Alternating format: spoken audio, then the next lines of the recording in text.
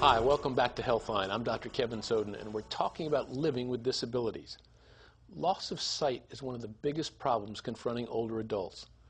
Carol Saylor was always blessed with artistic talent, but along the way, she's had to learn a whole new way of seeing. Here's her story. I think I always had trouble seeing in the dark. And as I went through my 20s to my 30s, I became aware that I had night blindness. And then I went to college after my youngest child went to school. And I knew I didn't see the same way as everyone else. My vision was a little distorted, and my teachers would remark that some of my work looked like El Greco, whom I know now was also visually impaired.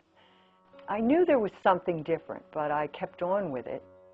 It took me 7 years. I graduated at age 39. I got a teaching job, and shortly after that I realized that I was losing my vision. If it's a gradual thing, the way it is with people like me, you start, say you avoid a dark shadow because you think it's an object.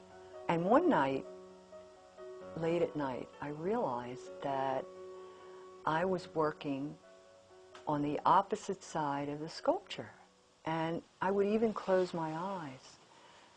And that's when I started to catch on. It kind of hit me one night, the way things tend to do, that my brain was making a transition, and that I really was seeing with my fingers and my hands.